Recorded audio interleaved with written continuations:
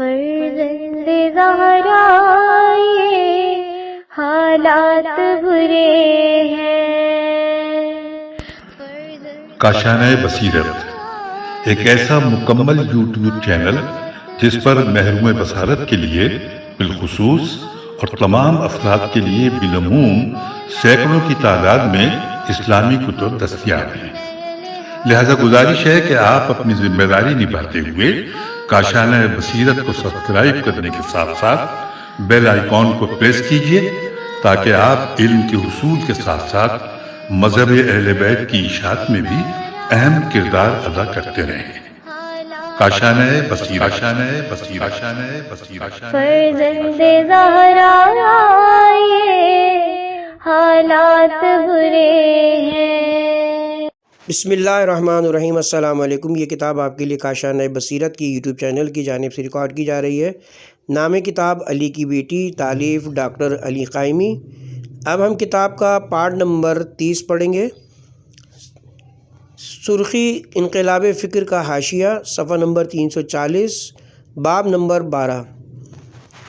اس paragraph کو دوبارہ پڑھ رہے ہیں۔ ابن زیاد نے حکم دیا کہ جب قیدی شہر کے اندر داخل ہوں تو کوئی شخص اسلحہ لے کر باہر نہ نکلے۔ چنانچہ اس ملعون نے شاہراہوں، بازاروں، بڑے بڑے چوراہوں اور گلی کوچوں میں 10,000 گھوڑے سوار متعین کر دیے تاکہ اولاد رسول کو رسیوں اور زنجیروں میں جکڑا ہوا دیکھ کر لوگوں کے ضمیر جاگ نہ جائیں اور ان کی غیرت انہیں جوش دلا کر ہمارے خلاف بغاوت کرنے پر آمادہ نہ کر دے۔ جب آل رسول کے اسیروں کا قافلہ مظلوم شہیدوں کے سروں کے ساتھ شہر کے اندر داخل ہوا تو گلی کوچے اور سڑکیں لوگوں کے ہجوم سے پر ہو گئیں اور کوفے کی عورتیں مکانوں کی چھتوں پر چڑھ کر قیدیوں کو دیکھ رہی تھیں۔ حکومت کی طرف سے اعلان کیا گیا کہ باغی کا کنبہ قید ہو کر آ رہا ہے، لہٰذا سب لوگ تماشا دیکھنے آئیں۔ کسی کو اس بات کی خبر نہ تھی کہ نواسۂ رسول حسین بن علی کو شہید کر دیا گیا ہے اور یہ سب عورتیں اور بچے رسول خدا کی اولاد ہیں۔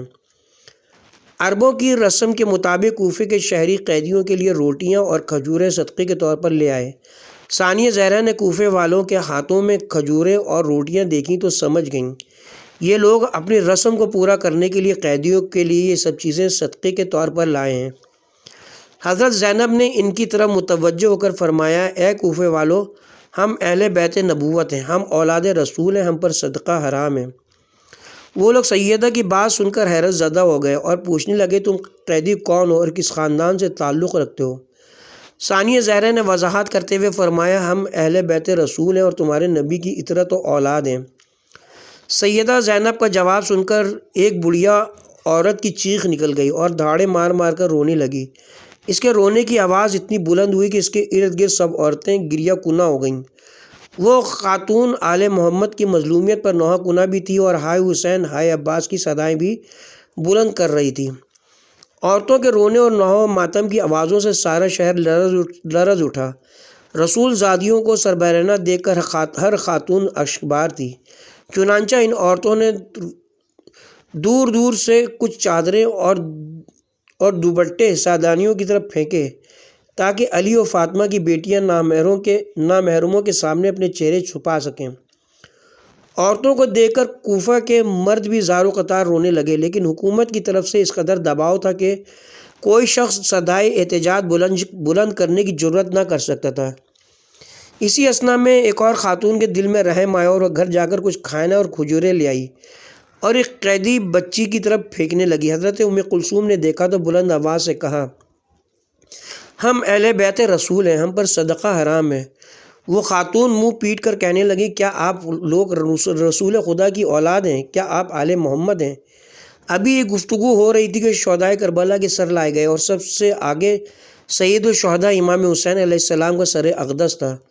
ثانیہ زہرا نے بھائی کا سر نوک نیزہ پر دیکھا تو فرتے غم سے محمل پر گر پڑیں اور آپ کی پیشانی اونٹ کی گردن سے جا لگی، جس سے آپ کی حالت غیر ہو گئی۔ آہیں بھرتے ہوئے مظلوم کربلا کے سر کی طرف نظر ڈال کر زینب کبریٰ نے کہا، اے چاند، تو ابھی پورا نکلا بھی نہ تھا کہ تجھے گہن لگ گیا اور تو آنکھوں سے اوجھل ہو گیا۔ اے میرے پیارے اور دل کے سہارے بھائی، میں نے تو سوچا بھی نہ تھا کہ تقدیر ہمیں کہاں سے کہاں لے آئے گی۔ اے بھائی، ذرا فاطمہ صغریٰ سے بھی گفتگو کر لو کہ اس کا دل ڈوب چکا ہے۔ شاید اسے تسکین قلب مل جائے۔ اے بھائی تیرا دل ہمارے لیے کس قدر مہربان تھا، مگر اب کیوں ہم سے تمہارا جی بھر گیا اور تو پتھر دل بن گیا ہے۔ اے بھائی اگر تو علی کو دیکھے تو اسارت اور یتیمی کے غم نے اس کی قوتیں مزمل کر دی ہیں۔ ان ظالموں نے جب بھی اس پر تازیانے برسائے اس نے دھاڑے مار مار کر تمہیں پکارا۔ اے بھائی ذرا بیمار کربلا کو بھی سینے سے لگا لو تاکہ اس کے غمگین دل کو سکون و قرار مل جائے۔ یتیم پر کیا گزری ہوگی جب وہ بابا کہہ کر آپ کو پکارتا، لیکن کوئی اسے جواب دینے والا نہ تھا۔ عقیلہ بنی ہاشم سیدہ زینب کبریٰ نے کوفے کی سڑکوں اور شہراؤں پر لوگوں کا ہجوم دیکھا تو اپنے مقدس مشن کے پاکیزہ موقف کو واضح کرنے اور بنی امیہ کی طرف سے اہل بیت پر ڈھائے گئے ظلم و ستم کی دردناک داستان بیان کرنے کا مناسب موقع پا کر کوفے والوں کے خوابیدہ ضمیروں کو جھنجھوڑا اور انہیں عظمت اسلام کے تحفظ میں ارباب اقتدار کی اسلام دشمنی کے خلاف قیام کرنے کی عظیم ذمہ داری کا احساس دلایا۔ بشیر بن حزیم اسدی نے بیان کیا کہ علی کی بیٹی کا وہ عظیم خطاب جو انہوں نے کوفے والوں سے کیا، آج تک میں نے اس جیسا فصیح و بلیغ بیان کبھی نہ سنا تھا، اور ایسا لگتا تھا جیسے امیر المومنین علی ابن ابی طالب کی زبان امامت گویا ہے۔ سب سے پہلے حضرت زینب کبریٰ نے لوگوں کو خاموش ہو جانے کی تاکید کی۔ علی کی بیٹی کے کہنے پر مجمع پر سکوت طاری ہو گیا اور ہر شخص رسول زادی کا بیان سننے کا مشتاق تھا۔ جب سب لوگ ثانیہ زہرا کی تقریر سننے کے لیے پوری طرح متوجہ ہو گئے تو رسیوں اور زنجیروں میں جکڑی ہوئی رسول زادی نے ایک عظیم تاریخی خطاب فرمایا، جس میں اپنی خاندانی عظمتوں کا اظہار، اپنے مقدس مشن کے پاکیزہ موقف کی وضاحت اور بنی ہاشم کی اسلام دشمنی کو آشکار کر دیا۔ آپ نے اپنا بیان اس طرح شروع کیا۔ عربی عبارت اصل کتاب زینب ہے کہ صفحہ نمبر 234 پر ملاحظہ کریں، ہم صرف اردو ترجمہ پیش کر رہے ہیں۔ بسم اللہ الرحمن الرحیم۔ حمد اس ذات حق کے لیے جو کائنات کا حقیقی حکمران اور خالق ہے، اور درود ہو اس پیغمبر پر جس کے وجود کی برکت سے کائنات خلق ہوئی، اور سلام و نبی کی پاک اطرت و اہل بیت پر جنہیں اللہ نے ہر قسم کے نقص و عیب سے پاکیزہ و منزہ قرار دیا ہے۔ اما بعد، اے کوفے والو، اے دھوکہ و فریب کے عادی لوگوں، ہماری مظلومیت کو دیکھ کر اب تم گریہ کر رہے ہو۔ خدا کرے تم ہمیشہ روتے رہو اور تمہاری فریادیں بلند ہوتی رہیں۔ تمہاری مثال اس عورت جیسی جس نے نہایت محنت اور کوشش سے سوت کاٹ کر مضبوط ڈوری بانٹی، پھر خود ہی اسے ٹکڑے ٹکڑے کر دیا۔ یعنی تم نے پیغمبر کے ساتھ کیے ہوئے اپنے مضبوط وعدوں اور عہد و پیمان کو خود ہی توڑ ڈالا۔ تو اب گریہ کیوں کرتے ہو؟ تم نے جھوٹی قسمیں کھانے کو دھوکہ و فریب دینے کا ذریعہ بنا لیا ہے۔ یاد رکھو تم سب کے سب بیہودہ بکنے والے ہو، فسق و فجور تمہاری فطرت میں داخل ہو چکا ہے، کینہ پروری تمہاری طبیعت کا جزو لانافق بن چکی ہے، بے اختیار لونڈیوں کی طرح چاپلوسی کے عادی بن گئے ہو، دشمن کی طرح غمازی تمہارا شیوا بن گئی ہے، تم اس سبزے کی مانند ہو گئے ہو جو کثافتوں سے بھری ہوئی زمین پر اگتا ہے اور غلیظ و بدبودار بنیادوں پر لہلاتا ہے، یا تم اس چاندی کی طرح ہو گئے ہو جو کسی مزار کی سجاوٹ کے لیے استعمال کی جاتی ہے۔ یاد رکھو تم نے اپنی بدکاری کی وجہ سے اپنی آخرت خراب کر لی ہے، خدا کا عذاب تمہارے سر پر چھا چکا ہے اور تم ہمیشہ اسی میں رہو گے۔ کیا تم آج ہم پر گریہ کرتے ہو؟ خدا کی قسم، رونے کے سوا اب تمہارے پاس کوئی چارہ کار نہیں، اب ہمیشہ روتے رہو۔ تمہارے ہنسنے اور مسکرانے کے دن گزر چکے ہیں، تم نے اپنے دامن پر رسوائیوں کے ایسے داغ لگا لیے ہیں جو کبھی دھل نہیں سکتے، تم نے ایسے گھناؤنے جرم کا ارتکاب کیا ہے جو کسی صورت میں بھلایا نہیں جا سکتا۔ تم کس طرح اپنے اس مذموم عمل کی تعویل کر سکتے ہو؟ تم نے خاتم النبیین کے لخت جگر کو قتل کیا ہے، تم نے سید المرسلین کے نور نظر کو تیغ کر ڈالا ہے، تم نے جوانان جنت کے سردار کو ذبح کر دیا ہے، تم نے ایسی شخصیت کو قتل کیا ہے جو پریشانیوں میں تمہارا سہارا تھا، تم نے ایسے عظیم انسان کو شہید کر ڈالا ہے جو مصیبتوں میں تمہارا فریاد رس تھا، تم نے اسے اپنی بربریت کا نشانہ بنایا ہے جو تمہارے لیے ہدایت کا مینارہ نور تھا، تم نے اسے موت کے گھاٹ اتار دیا جو تمہارے فطری حقوق کا محافظ اور ترجمان تھا۔ یاد رکھو تم نہایت مذموم اور پست عمل کے مرتکب ہوئے ہو، تم نے بہت ہی برا کام انجام دیا ہے۔ خدا تمہارا برا کرے اور تم تباہ و برباد ہو جاؤ۔ تمہاری کوششیں ناکام ہو گئیں، تمہاری دنیا و آخرت دونوں تباہ ہو گئیں۔ تم نے خدا کا غضب مول لیا ہے اور تم ذلت و رسوائی کے سزاوار بن گئے۔ وائے ہو تم پر اے کوفے والو! کیا تم نے غور کیا ہے کہ تم نے رسول اللہ کے کس جگر گوشے کو پارا پارا کر دیا ہے؟ کیا تم نے سوچا ہے کہ تم نے کتنی باعظمت رسول زادیوں کی چادریں چھین کر انہیں نامحرموں کے سامنے بے پردہ کر دیا ہے؟ کیا تم جانتے ہو کہ تم نے کیسی پاکیزہ ہستیوں کا خون بہایا ہے؟ کیا تم سمجھتے ہو کہ تم نے کس طرح رسول کی حرمت کو پامال کر دیا ہے؟ تم نے ایک ایسا مذموم، برا اور گھٹیا کام کیا ہے جس کی مثال کہیں نہیں ملتی۔ تمہاری اس قبیح حرکت سے زمین و آسمان لرز اٹھے۔ تمہارے اس سنگین جرم کا بوجھ کوئی نہیں اٹھا سکتا۔ اب اگر آسمان سے خون کی بارش ہو تو اس پر تمہیں تعجب نہیں ہونا چاہیے۔ یاد رکھو، اس دنیا کی رسوائی کے بعد تمہارے لیے آخرت کا سخت عذاب مہیا ہے۔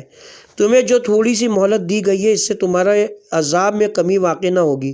اگر آج خدا تم پر عذاب کرنے میں جلدی نہیں کر رہا تو اسے اس کی عاجزی تصور نہ کرو، اس لیے کہ اس کے ہاں دیر ہے، اندھیر نہیں۔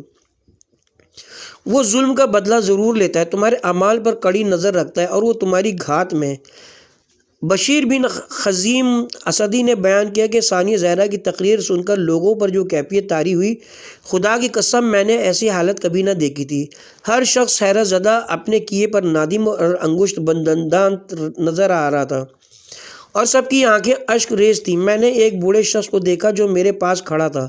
روتے روتے اس کی داڑھی آنسوؤں سے تر ہو گئی اور وہ آہیں بھرتا ہوا کہہ رہا تھا، اے اہل بیت رسول، تمہارے بزرگ عظمت و کردار میں دنیا بھر کے بزرگوں سے افضل ہیں اور تمہارے جوانوں کی پاک بازی اور شرافت کی مثال کائنات کے جوانوں میں کہیں نہیں ملتی۔ تمہاری خواتین عفت و پاک دامنی میں دنیا بشریت کی تمام مستورات میں ممتاز مقام رکھتی ہیں اور تمہاری پاکیزہ نسل کا قیاس دنیا کی کسی نسل و خاندان سے نہیں ہو سکتا۔ دنیا کی کوئی طاقت ان عظمتوں پر پردہ ڈال کر ان کی نورانی اثر آفرینی ختم نہیں کر سکتی۔ اس مقام پر یہ بات کسی مبالغے پر مبنی نہیں کہ ثانیہ زہرا، حضرت فاطمہ بنت الحسین اور امام زین العابدین علیہ السلام کے انقلاب آفرین خطبوں کی وجہ سے لوگوں میں یزید کی طاغوتی حکومت کے خلاف بغاوت اور قیام کی راہ ہموار ہوئی، اور ان خطبوں ہی کا اثر تھا کہ لوگ بنی امیہ کے ظلم و استبداد کے خلاف علم جہاد بلند کر کے میدان میں نکل آئے، اور توابین کی انقلابی سرگرمیوں کا سبب بھی یہی خطابات ہیں۔ کتاب زینب ہے، صفحہ نمبر 233 تا 239۔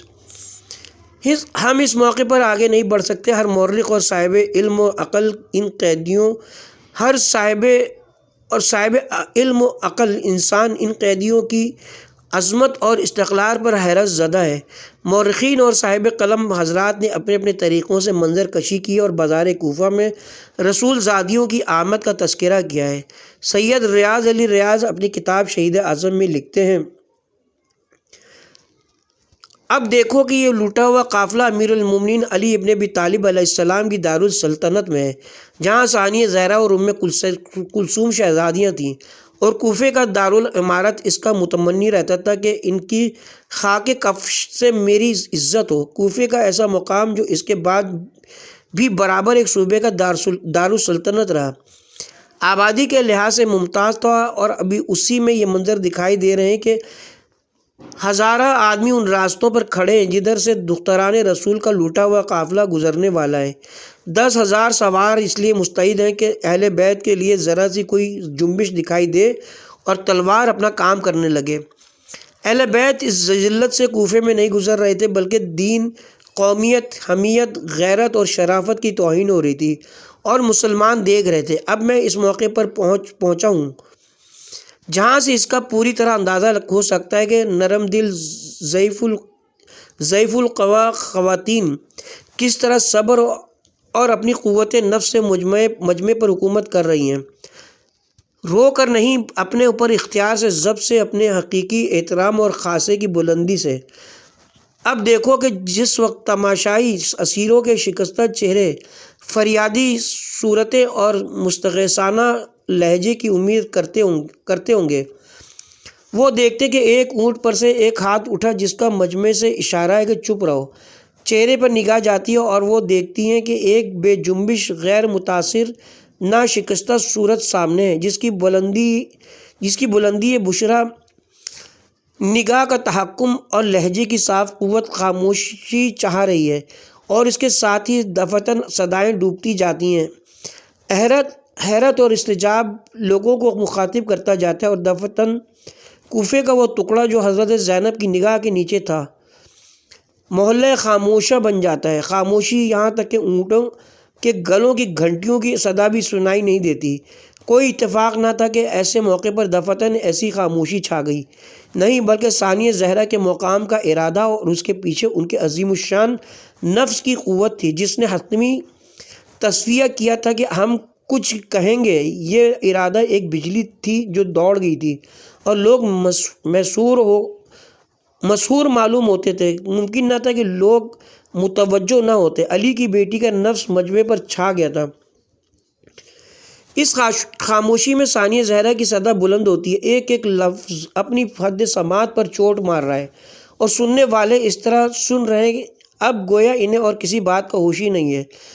سن وہ باتیں رہے جن کے لیے وہ تیار نہیں تھے۔ اس طرح جس کی امید نہ تھی۔ وہ سمجھتے تھے کہ مجبور قیدی بجز اس کے کہ اپنی حالت زار سے ہمارے رحم و کرم کا استغاثہ کرے، اور کیا کہیں گے نہ جاننے والے جو سمجھتے ہوں گے ان قیدیوں کو دین سے کوئی غرض نہیں ہے، انہیں زمین و آسمان نہ دکھائی دیتا ہوگا۔ بہر صورت اہل کوفہ کو یہ امید نہ ہوگی کہ حسین کی شہادت کے بعد اعلی رسالت کے اسرا ایک انگلی سے سرہائے شہداء کی طرف اشارہ کریں گے اور ہم سے کہیں گے کہ دیکھو تمہاری بے وفائی اور نامردی سے یہ ہوا۔ مجمع ثانیہ زہرا سے خدا کی حمد اور ہادی برحق کی نعت سنتا ہے، اور اس کے بعد اپنے کو مخاطب دیکھتا ہے کہ اے اہل کوفہ، اے اہل غدر و مکر، اب تم روتے ہو۔ تمہاری مثال اس عورت کی سی ہے جس نے اپنا سوت کاٹ کر اس کے ٹکڑے ٹکڑے کر دیے ہوں۔ تم اپنے عہدوں میں ایک ہیلا بناتے ہو۔ زینب بھی خاتون اپنی اندھوناک حالت نہیں دکھا رہی ہیں، بلکہ اہل کوفہ دیکھ رہے ہیں کہ وہ ہمیں دکھا رہی ہیں کہ تم کیسے ہو۔ اہل کوفہ کی خصلت ان کی آنکھوں کے سامنے پیش کر دی گئی اور تمثیل عورتوں کے عمل سے دی گئی تھی۔ اثر سمجھو اگر تمہارا تخیل مدد کرے۔ ایک مجبور خاتون ملامت کر رہی ہے۔ میں صاف دیکھ رہا ہوں کہ اہل کوفہ پر ایک بجلی تھی جو گری تھی۔ وہ چندھیا گئے تھے، اور ان کی وہ آنکھیں جو قیدیوں کا تماشا دیکھنے کے لیے اٹھی تھیں زمین میں گڑ گئی تھیں۔ ان کی گردنیں موم کی بن گئی تھیں اور وہ سیدھی نہ ہو سکتی تھیں۔ وہ سنتے ہیں آگاہ ہو کہ تم میں نہیں ہیں مگر ایسے لوگ جو بیہودہ اور رذیل ہیں۔ تم میں ایسے سینے ہیں جن میں کینے بھرے ہیں، اور وہ لونڈیوں کی طرح خوشامدی ہیں۔ تم کمینہ پن میں اس سبزی کی صورت ہو جو کہ نجاست پر اگی ہو۔ تم اس قبر کی صورت بے فائدہ ہو جو چاندی سے آراستہ کی گئی ہو۔ سلاست، فصاحت، بلاغت تو جانے دو، تشبیہ کی تیزی سے بھی الگ ہو جاؤ، بلکہ ان فقرات کو وہ ستارے سمجھو جو ایک قوم کے نفس کو چیر کر دنیا کو دکھا رہی ہیں۔ اہل کوفہ کی نسل اگر تلوار سے زخمی ہوتی تو خوش ہوتے کہ ہم نے بہادری سے زخم کھائے۔ یہ وہ زخم تھے جنہیں اپنی شجاعت نمائی کے لیے دکھا نہ سکتے تھے اور جو کبھی مندمل نہ ہو سکتے تھے۔ وہ ہر وقت تازہ تھے، جس وقت بھی انہیں خیال آتا وہ سنتے ہیں کہ تم نے برے اعمال پیش کیے جس کی وجہ سے تم قہر الہی کے مستحق ہوئے۔ اب روتے چلاتے ہو، باخودائے توانا بہت رو گے اور کم ہنسو گے، اس لیے کہ عار و ننگ و عیب جو تم نے کیے ہیں وہ تم سے ہرگز جدا نہیں ہو سکتے۔ لہجے کی قوت، نفس شناسی کا درجہ الفاظ کی شان اور آمد سمجھا رہی ہے کہ یہ حضرت زینب علیہ مقام فرما رہی ہیں۔ بلا شبہ ثانیہ زہرا کو یہ کہنے اور سمجھنے کا حق تھا کہ کس میں امت کی خوبیاں اور کس میں برائیاں اور بے شرمیاں آ گئی ہیں، اور وجہ سمجھاتی ہیں کہ تم نے یادگار رسول، سردار جوانان بہشت، ملجا و ماوائے نیکوکاراں، جائے پناہ اہل مصیبت، ستون حجت خدا اور اپنے رہنما کو قتل کر ڈالا ہے۔ اہل کوفہ اپنے آپ کو دیکھ چکے تھے، اب سنتے ہیں کہ حسین کیسے اور کون تھے۔ کبھی اس سے لطیف تر سلسلہ اختیار نہیں کیا جا سکتا تھا اور نہ اس سے مناسب تر الفاظ میں دو متضاد صورتیں دکھائی جا سکتی تھیں۔ کیا کر رہا ہوگا وہ مجمع جو سن رہا ہوتا اور کہہ رہا تھا کہ خارجی کا سر آتا ہے، اور اب وہ تعریفیں سن رہا ہے جس کے انکار کی نہ صرف اس مجمع بلکہ یزید کی تمام سلطنت اور عالم کے تمام اہل قلم کو قدرت نہیں ہے۔ اس لیے کہ یہ عین واقعہ ہی تھا جو بیان کیا جا رہا تھا۔ اگر سچی بات میں کوئی قدرت ہے تو میں کہوں گا کہ اس وقت اس مجمع پر یزید، اس کے اسلحہ برداروں اور مصلحت کی حکومت نہ تھی، بلکہ حضرت شہید کربلا کے نفس عظیم کی حکومت تھی، جو اس وقت حضرت زینب کے دہنے اقدس سے اپنے کو ظاہر کر رہا تھا۔ اب کب کسی اور کے لب و زبان کو یہ حق تھا کہ وہ حسین کی مدح کر سکتا، مگر یہ کہ وہ حقیقی معنوں میں حسین کی ہمشیر کا لب و زبان ہوتا۔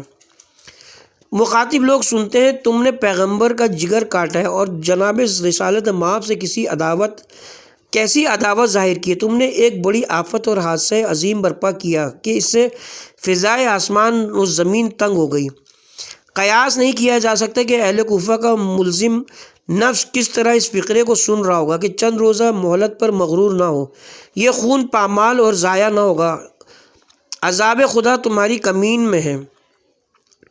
میرا آخری فقرہ اور بس یہ کہ ہمارے اندازے کے باہر ہے کہ حضرت زینب خاتون کی تقریر کا کیا اثر ہوا ہوگا۔ اگر تاریخی اشارے کی ضرورت ہو تو وہ موجود ہے کہ ایک بوڑھا پاس آیا ہے، ایک بوڑھا پاس کھڑا ہے، نہ تجربہ کار دل نہیں ہے، عمر کے اکثر مدارج طے کر چکا ہے۔ اس کی صورت یہ کہ اس کی سفید داڑھی ایک آبشار بن گئی ہے جس سے آنسو ٹپک رہے ہیں، اور کہہ رہا ہے کہ جوان تمہارے بہترین جوان ہیں، عورتیں تمہاری بہترین عورات اور نسل تمہاری بہترین نسل ہے، کبھی تمہاری نسل رسوا اور ذلیل نہ ہوگی۔ کون اس موقع پر ایسا کہہ سکتا تھا مگر یہ کہ وہ نقیب الہی اور خطیب ربانی کی بیٹی ہوتی کسے حق تھا کہ وہ حضرت زینب کی تقریر کی داد دیتا بجز حضرت امام زین العابدین علیہ السلام کی کہ آپ عالمہ غیر معلمہ ہیں۔ کتاب شہید اعظم حصہ دوم صفحہ نمبر 392 تا 397۔ بازار کوفہ میں داخلہ اہل رسول کے واقعات کو ختم کرنے سے پہلے ہم اسی موضوع پر ایرانی مورخ عماد زادہ کی کتاب تاریخ زندگانی ہے امام حسین علیہ السلام سے اسی واقعے کو نقل کرتے ہیں جو ثانیہ زہرا کی عظمت و استقامت کو ظاہر کرتا ہے۔ مورخ موصوف لکھتے ہیں، ترجمہ: اے کوفے کے لوگوں، اے غداروں اور مکاروں، تم اب ہمارے لیے گریہ کناں ہو، تمہاری آنکھ کا آنسو کبھی خشک نہ ہو، نہ کبھی تمہارے نالے خاموش ہوں۔ تم اس عورت کی مانند جو تم تمام دن اپنا سوت کاٹ کر پھر اسے کھول دیتی ہے اور تار تار کر دیتی ہے۔ تم بے دینوں نے تو اپنا رشتہ ایمان سے بالکل توڑ لیا اور اپنی اصلیت کفر پر واپس چلے گئے۔ کیا تمہاری قسموں میں مخفی مکر و خیانت تمہارے سامنے نہیں آئی؟ تمہارے اندر جھوٹے دعووں اور ریا کی اس گندگی کے سوا اور کچھ نہیں، صرف چاپلوسی، بے عزتی اور غمازی تمہارا شعار ہے۔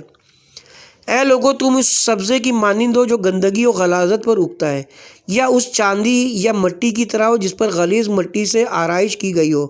تم نے اپنی آخرت کے لیے براز ادارہ بھیجا ہے، تم پر اللہ کا عذاب ہو، بلکہ اللہ کا عذاب تو تمہارے لیے موجود ہے جس میں تم ہمیشہ گرفتار ہوگے۔ اے کوفے کے رہنے والوں، کیا تم ہمارے لیے گریہ کرتے ہو؟ خدا کی قسم تم بہت زیادہ روگے اور بہت کم ہنسو گے۔ تم نے اپنے لیے عیب و عار پیدا کیا ہے اور کبھی کم نہ ہونے والی شرم اپنے لیے خریدی ہے۔ تم ہرگز اپنے آپ سے اس شرم کو دور نہیں کر سکو گے اور نہ ہی کسی پانی سے اسے دھو سکو گے، اور تم تلافی کر بھی کیسے سکتے ہو؟ تم نے حسین کو قتل کر ڈالا ہے جو پیغمبر آخر اسلام کا جگر گوشہ اور بہشت کے جوانوں کا سردار تھا، تمہارے بزرگوں کی پناہ گاہ تھا۔ تم ہی تھے جو ہر حال اور ہر حادثے میں اس سے پناہ حاصل کرتے تھے اور اس سے تم نے سنت جاری ہوتی تھی، تم اسی سے دین و شریعت سیکھتے تھے۔ اے لوگو، بہت بڑے گناہ کے مرتکب ہوئے ہو، اللہ کی رحمت سے دور ہو گئے ہو، تمہاری اس سعی سے اب تک کیا حاصل ہوگا؟ تمہاری اس سعی سے اب کیا حاصل ہوگا؟ تم دنیا و آخرت دونوں کے عذاب سے دوچار ہوئے ہو، تم اللہ تعالیٰ کے عذاب کے مستحق بن گئے ہو، اور ذلت و بے عزتی کو تم نے اپنے لیے خریدا ہے۔ وائے ہو تم پر ہے کوفے والو، تم نے حضرت رسالت مآب کے جگر کو ٹکڑے ٹکڑے کر دیا ہے اور ان کی پردہ خواتین کو بے پردہ کر کے باہر نکال کر لائے ہو۔ تم نے اللہ کے برگزیدہ رسول کے فرزندوں کا کتنا خون بہایا اور ان کی کس قدر ہتک حرمت کی ہے۔ اے لوگو، تم نے اتنا بڑا اور عیبدار کام کیا کہ اس کی رسوائی اور ذلت زمین و آسمان سے بڑھ گئی ہے۔ کیا تم اس بات پر تعجب کرتے ہو کہ آسمان سے خون برسا، لیکن آخرت کا عذاب تو اس سے بھی زیادہ رسوا تر ہوگا۔ کوئی تمہاری مدد کو نہ آئے گا، اللہ تعالیٰ کی مہربانی اور معافی تمہارے ہرگز کام نہ آئے گی۔ اللہ تعالیٰ عذاب و سزا میں جلدی نہیں فرماتا، نہ ہی وقت گزر جانے سے انتقام رکتا ہے، بلکہ تمہارا پروردگار تم گناہ گاروں کا منتظر ہے۔ کتاب احتجاج تبریسی صفحہ نمبر 116، کتاب مقتول الحسین صفحہ نمبر 204، کتاب قمقام صفحہ نمبر 434۔ یہ وہ خطبہ تھا جس نے کوفے کے لوگوں میں قوت فکر کو متحرک کر ڈالا، انہیں ہلا کر رکھ دیا اور ان کی توجہ کو ان کے لیے ایسے گناہ کی طرف مبذول کر دیا جس کی دنیا میں نظیر نہیں ملتی۔ ایک لہر انقلاب ایسا پیدا کی کہ اس شہر نے 10 سال تک آرام کی صورت نہ دیکھی اور وہاں خون بہتا رہا اور جنگیں ہوتی رہیں۔ یہی وہ خطبہ تھا جس نے فکری اور اخلاقی اور سیاسی تحرکات کو جنم دیا۔ کوفے میں ظلم و ستم کے ایوانوں کو سرنگوں کر کے وہاں کے زن و مرد سب کو انقلاب پر آمادہ کر دیا۔ حضرت زینب کا سر امام حسین کو دیکھ کر خاموش ہو جانا۔ حضرت زینب سلام اللہ علیہ اسی طرح گرم سخن تھیں، لوگوں کے قلوب کو منقلب کر کے ایک تحریک فکر ان میں ڈال رہی تھیں۔ لوگوں کی آنکھوں سے آنسو بہہ رہے تھے، غصے سے ان کے گلوں میں پھندے آ رہے تھے، لوگوں کی آنکھیں چندیا گئی تھیں، لوگوں کی کان حضرت علی علیہ السلام کی بڑی صاحبزادی کی آواز سننے اور ان کی گفتگو کو سمجھنے پر آمادہ ہونے لگے تھے کہ عمر بن سعد نے دیکھا کہ مجمع دگرگوں ہوا چاہتا ہے، اسے انقلاب کا خوف ہوا، چنانچہ اس نے شمر ملعون سے کہا کہ علی کی اس بیٹی کے کجاوے کے قریب سر حسین کو لے آئے تاکہ وہ خاموش ہو جائے۔ جو ہی زینب عالیہ کی نظر اپنے بھائی کے سر پر پڑی، بے اختیار بول اٹھیں، اے زینب کے پہلی رات کے چاند، تو کتنی جلدی غروب ہو گیا۔ میں کیا کروں کہ میں کجاوے میں بیٹھی ہوئی ہوں اور تو نوک نیزہ پر سوار میرے سامنے آیا ہے۔ یہ کہہ کر بے اختیار شہزادی نے محمل کی لکڑی اپنے سر پر ماری اور اس سے خون جاری ہو گیا۔ صیغہ مجہول میں اس طرح کہیں گے کہ انہوں نے اپنے سر کو چوبے محمل پر دے مارا۔ سیدہ زینب نے اپنے بھائی کو اگر پہلی رات کے چاند سے تشبیہ دی تو اس کی وجہ کیا تھی؟ اس کی وجہ یہ تھی کہ پہلی رات کے چاند کو دیکھنے کے لیے لوگ اپنی چھتوں پر چڑھ جاتے ہیں اور جو ہی چاند نظر آتا ہے انگلیوں سے اس کی طرف اشارہ کرتے ہیں، کیونکہ پہلی رات کا ہلال باریک و ضعیف اور کم روشن ہوتا ہے۔ گویا امام حسین علیہ السلام کو سر مبارک خون نے چھپا رکھا تھا، آپ کا خوبصورت چہرہ ہلال کی مانند باریک اور کم نظر آ رہا تھا۔ کوفے کے لوگ اپنے گھروں کی چھتوں اور راستوں پر کھڑے فرزند رسول خدا صلی اللہ علیہ وآلہ وسلم کی طرف شب اول کے چاند کی طرح انگلیاں اٹھا کر ایک دوسرے کو دکھا رہے تھے۔ اگرچہ وسعت موضوع ابھی بہت کچھ کہنے کی متقاضی ہے، تاہم تقاضۂ اختصار کو ملحوظ رکھنا بھی اشد ضروری ہے۔ حقیقت یہ کہ جس پاک دہن سے امیر المومنین علیہ السلام جیسی شخصیت کی زبان غور افشاں ہو، جس کے سامنے دنیا بھر کی زبانیں، عقول و اصول دست بستہ کھڑے ہوں کہ انہیں شرف انتخاب حاصل ہو جائے، اس کے بارے میں کچھ عرض کرنا صحیح لا حاصل ہے، صحیح لا حاصل سے کسی طرح کم نہیں، تاہم اپنے حقیر حصے کے اعتبار سے کسی پہلو کو نظر انداز کرنا بھی نہایت غیر مناسب ہوگا۔ حال ہی میں ایک کتاب بعنوان حضرت زینب کبریٰ کے تاریخ ساز اور عہد آفرین خطبے، مؤلفہ جناب علامہ سید ابن حسن نجفی صاحب، جسے کراچی میں ادارہ تمدن اسلام نے زیور طبع سے آراستہ کیا ہے، ہمارے سامنے آئی ہے۔ ہم اس کتاب سے ثانیہ زہرا سلام اللہ علیہ کے بازار کوفہ کے خطبے کا صرف اردو ترجمہ پیش کرنے کی سعادت حاصل کر رہے ہیں، کیونکہ خطبہ اپنے مقام پر تقریباً وہی ہے جو ہم مندرجہ بالا سطور میں عمار زادہ صاحب کی کتاب زندگانی امام حسین علیہ السلام سے نقل کر چکے ہیں۔ اگر کچھ فرق کہیں ہے بھی تو وہ خطبے کے سامعین کی یادداشت کی وجہ سے واقع ہو سکتا ہے، کیونکہ اس زمانے میں عصر حاضر جیسی سہولتیں خطبات و اشعار کو ریکارڈ کرنے کے لیے حاصل نہ تھیں۔ ہم بنظر اختصار علامہ موصوف کے بیان سے صرف اقتباسات پر اکتفا کرتے ہوئے ثانیہ زہرا کے خطبے کا صرف اردو ترجمہ ہی نقل کریں گے۔ خطبے کا دہرانا اس لیے بھی ضروری ہے کہ پڑھنے والے اپنے اعتقاد کا جائزہ لے کر عظمت ثانیہ زہرا اور ان کے بعد شہادت جناب سید الشہداء علیہ السلام کی استقامت اور جلال شریعت الحسین کے قائل ہونے میں کسی طرح تعامل نہ کریں۔ علامہ موصوف نے خطبے سے قبل اپنے خیالات کا اظہار فرمایا جس میں انبیاء ما سبق کے مواقع کا ذکر فرمایا ہے۔ ہم اس تمام کیفیت کو چھوڑ کر میر تقی میر کا ایک شعر پیش کرتے ہیں جو صرف اظہار عقیدتی ہو سکتا ہے، ورنہ اولاد علی کی کربلا کے میدان میں پیش کی گئی قربانیوں کو الفاظ میں بیان کرنا یا اس کے احساس کا ذکر مقام صحیح سے زبان معصوم سے تو ممکن ہے، اس کے علاوہ عقل انسانی کی پرواز وہاں تک قطعاً ناممکن ہے۔ میر کہتے ہیں شیخ پڑھے محراب حرم میں پہروں دو گانا پڑھتے رہو، شیخ پڑھے محراب حرم میں پہروں دو گانا پڑھتے رہو، سجدہ ایک اس تیغ تلے کا ان سے ہو تو سلام کریں، سجدہ ایک اس تیغ تلے کا ان سا ہو تو سلام کریں۔ حقیقت یہ ہے کہ کربلا انتہائی عشق کا مقام ہے، اور عام انسان کی کیا بساط ہے کہ اس مقام عشق تک اس کا تارہ خیال پرواز کر سکے۔ صبح عاشور سے ہنگام عصر تک جو کچھ ہوا اسی کا تصور مشکل تھا کہ غروب آفتاب سے داستان غم کا ایک نیا باب کھل گیا، اور 11ویں کی سحر نے اپنا گریباں چاک کر کے کہا، قافلہ کربلا سے چل نکل، قافلہ کربلا سے چل نکلا، زینب اب امتحان میں آئی۔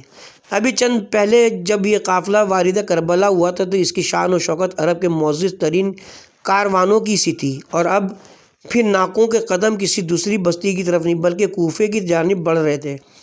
کوفہ وہ شہروں کا شہر جس میں کچھ عرصے پہلے ان تباہال اسیروں کی حکومت تھی۔ بازار سجے ہوئے شاہراہ آراستہ، ایک طرف تو مقامی تماشائیوں کا مجمع سمندر کی طرح ٹھانٹے مار رہا تھا، اور دوسری جانب ان لوٹے ہوئے پردیسیوں کو دیکھنے کے لیے اطراف و اکناف کے باشندے بھی سیلاب کی مانند امڑے چلے آ رہے تھے کہ سپاہ شام کا ایک دستہ ان کے سامنے سے باجا بجاتا ہوا گزرا۔ مشتاق دید آنکھیں پھاڑ پھاڑ کر دیکھنے لگے، اور پھر فوج کی کچھ بڑے افسروں کی سواریاں نظر آئیں جن کے ہاتھوں میں نیزے تھے، اور نیزوں کی انیوں پر بہت سے کٹے ہوئے سر تھے، اور ان کے پیچھے بے مکنا و چادر بیویوں کا ایک گروہ نمودار ہوا جو صدر بازار کے ایک پرہجوم چوراہے پر لا کر کھڑا کر دیا گیا۔ سرکاری اطلاعات کے مطابق تو یہ ایک منحرف باغی اور سرکشی کا پرچم لہرانے والے شخص اور اس کے مٹھی بھر ساتھیوں کے فرقہائے بریدہ کا جلوس تھا۔ نیز انہیں عبرت ناک شکست دے کر ان کے پسماندگان کو فاتح فرما رواں کے نمائندے عبید اللہ ابن زیاد کے حضور پیش کرنے کے لیے خوشیوں بھری تقریب کا اہتمام اور مسرتوں سے چھلکتا ایک جشن پر برپا کیا گیا تھا۔ ادھر خون حسین کے ہر قطرے کو اسرار شہادت کی تفسیر مطلوب تھی، لہٰذا اس عظیم مقصد کی عظیم نگہبان بلا کیسے خاموش رہتی۔ ایک دفعہ ٹھاٹے مارتے ہوئے مجمع کی طرف ہاتھ سے اشارہ کیا، بے قابو اژدہا متوجہ ہوا، سناٹا چھا گیا اور آنکھیں ساون بھادوں کی طرف برسنے لگیں۔ یہ تھا بنت علی کی تقریر کا ابتدائی جملہ جس نے کوفے والوں کے دل و دماغ کو فتح کر لیا، اور پھر عقیل بنی ہاشم فلسفہ شہادت کی ترجمان جناب زینب علیہ اپنے والد گرامی کے انداز میں خطبہ خواں ہوئیں۔ نیز ہر جملے سے فصاحت و بلاغت کے ساتھ حقائق و معارف کا وہ جو دریا امڈا ہے، عالم تبلیغ و تلقین میں اس کی کوئی اور مثال نہیں ملتی۔ نیز اپنے سریع اور شدید رد عمل کے حوالے سے یہ تقریر فکری انقلاب کی تاریخ اور انسانی نفسیات کی تاریخ میں اور انسانی نفسیات کی دنیا میں بھی آپ اپنی نظیر سمجھی جاتی ہے۔ منبر سلونی کے عظیم مالک کی عظیم بیٹی کی آواز سنائی دیتی ہے۔ حمد و سپاس اللہ کے لیے اور درود و سلام میرے پدر بزرگوار محمد مصطفیٰ اور ان کے پاک اور نیک اہل بیت پر۔ کوفے والوں، غدر و فریب کے پجاریوں، رو رہے ہو، تمہارے یہ آنسو کبھی نہ رکیں، ہمیشہ فریاد کرتے رہو۔ مکاری کے پتلوں، تم تو اس عورت کی طرح ہو جب محنت سے اون کاٹتی تھی اور پھر خود ہی اسے ٹکڑے ٹکڑے کر ڈالتی تھی۔ قسمیں کھا کر پلٹنے والوں، کذب و غرور کے مجسموں، لونڈیوں کی سی خوشامد اور دشمنوں کی طرح عیب جوئی کرتے ہو۔ ظالموں، تم گھورے پر اگی ہوئی ہریالی اور جھوٹی طمع کاری کی طرح بے ہمت ہو۔ کس بری طرح تم نے اپنی عاقبت خراب کر لی ہے۔ اب غضب الہی کے لیے تیار ہو، تم ہمیشہ عذاب میں مبتلا رہو گے۔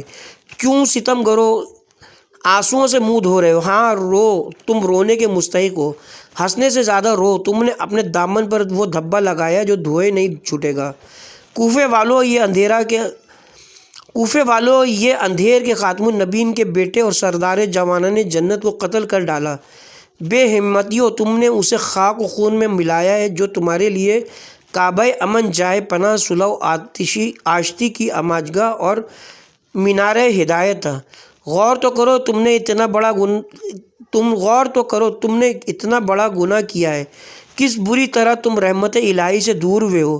تمہارے مساعی عبث، کوشش بے سود، ذلت و خواری کے خریدارو، تم عذاب میں ضرور گرفتار ہوگے۔ وائے ہو تم پر۔ حق فروشو، تم نے اپنے رسول کے کلیجے کو پاش اور ان کے حرم کو بے پردہ کیا۔ کتنے اچھے اور سچے لوگوں کا خون بہایا اور کن کن طریقوں سے سرکار ختم المرسلین کی حرمت ضائع کی۔ کوفیوں، تم نے وہ کام کیا جس کے سبب کچھ دور نہیں کہ آسمان پھٹ پڑے اور زمین شک ہو جائے اور پہاڑ ریزہ ریزہ ہو جائیں۔ تمہاری برائیاں آفاق گیر ہیں، تمہاری بدعمالی نے پوری دنیا کو گھیرے میں لے رکھا ہے۔ سنو، تم حیران ہو کہ اس واقعے سے آسمان نے خون برسایا۔ ٹھہرو، عذاب آخرت اس سے زیادہ تمہیں رسوا کرے گا، اور وہ بھی اس وقت جبکہ نہ تمہارا کوئی حامی ہوگا نہ مددگار۔ ہاں یقین مانو، یہ مہلت کے لمحے تمہارے بوجھ کو ہلکا نہیں کر سکتے۔ وقت قبضہ قدرت سے باہر نہیں ہے۔ انتقام کی گھڑیوں کو قریب سمجھو اور داور محشر گناہ گاروں کی گھات میں۔ پھر آپ نے فرمایا، کوفیوں، تم اس وقت کیا جواب دو گے جب پیغمبر خدا تم سے کہیں گے کہ تم آخری امت ہو، تم نے میری اولاد، میرے اہل بیت، میری حرمت اور میرے ناموس کے ساتھ یہ کیا کیا؟ میرے گھرانے کی کچھ ہستیوں کو اسیر بنایا اور بعض کو قتل کر ڈالا۔ کیوں؟ میرے احسانات تھے، رشد و ہدایت کی یہی جزا تھی، یہی صلہ تھا کہ میرے بعد میرے عزیزوں اور میری آل و اولاد کے ساتھ یہ سلوک کیا جاتا ہے۔ اہل کوفہ، اندیشہ ہے کہ کہیں تمہارا بھی وہی اشر نہ ہو جو شداد اور اس کی امت کا ہوا۔ ثانیہ زہرہ کی تقریر ختم ہوئی اور حکومت وقت کا زوال شروع ہو گیا۔ مؤلف کتاب زندگانی زینب نے خطبات کے لیے الگ باب قائم کیا ہے جسے ہم بعد میں نقل کریں گے، وہیں ان کا تبصرہ بھی ہوگا اور وہیں ان کا تبصرہ بھی ہدیہ قائرین ہوگا۔ اس کے ساتھ ہی یہاں پہ ہم کتاب کے پارٹ نمبر 30 کا اختتام کرتے ہیں اور اس کے ساتھ یہاں پہ حاشیہ بھی اختتام کو پہنچتا ہے۔